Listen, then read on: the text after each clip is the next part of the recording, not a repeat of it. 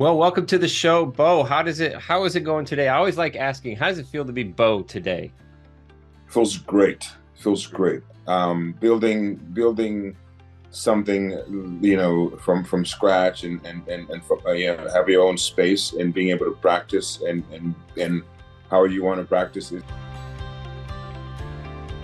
This medicine has always been. This is something that I started, kind of talking about when I was probably about 10. When people would, when people asked you what you want to do when you grow up, and it was for some reason, there was just never any doubt for me. It was just like, I knew that I wanted to be a doctor. I'm not really sure why.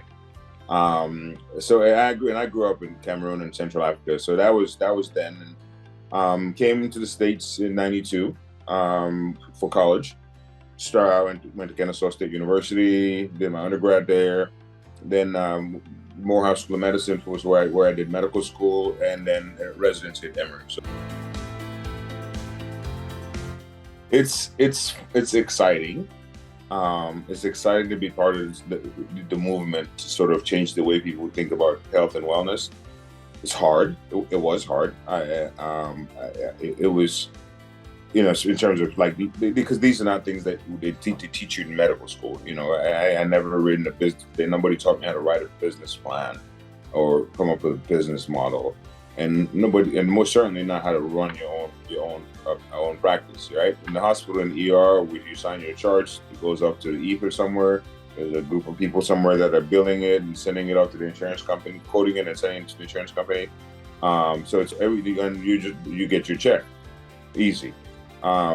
This is different. This is, me. I had to go learn the business plan, and then the interior design of the space, the services to be rendered, and then you have to course correct and adjust, because you're going to make mistakes. That's just the fact of life.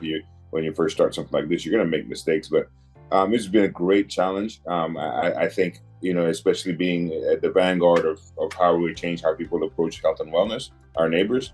So it's from that standpoint, it's been great. But is it challenging? Absolutely. Is it exciting, exhilarating? Absolutely. So Right. Tell us a little bit about that process for you with projections to say, hey, I can afford XYZ for rent. I did work with a friend of mine who's a business developer. So we had to sit down and make those projections. And him and I, obviously at the time, I'd never done anything like that. So I'm just looking at this sheets of numbers, like, okay, that seems like I'm just gonna have to trust on this one. But so I had a business developer help me with the numbers. And then obviously my CPA was always there to kind of answer questions, and then the legal services was another gentleman that I did business legal stuff, and was really great, because part of what I decided to do was to create a trust, so that and put the business in the trust, so that there was a little bit of equity there for my daughters, and I have two little girls. Well, they're not little; they're teenagers now. But yeah, I wanted to make sure that they had an equity stake in it. So all of those things were just, again, I didn't know anything. I didn't really know much about how trusts work, but you learn. What's the future look like for Bo? What's next on the block? What's the big drive? Oh man, the future is incredible. From trying to grow the consulting arm. Well, back up. Since we're in our third year, things are, those first 2 years are a beast. But, we're getting to the end of our third year now, and things are starting to settle down at 𝗦𝗍𝗀, right? It's like I use the analogy of a baby that is now able to sleep through the night. You don't have to pay much attention to this. You can just let 𝗦𝗍𝗀 sit over here and generate its own income, and sustain itself. Then the next step would be to start growing the consulting arm, which will mean, as 𝗦𝗍𝗀 grows, that'll give me the independence to be able to travel back and forth like I would need to Central Africa to grow the consulting arm, and then just keep picking up real estate here and there. 𝗦𝗲𝗀 itself, my goal is to do 2 more locations with 𝗦𝗲𝗀 with the medical spaces.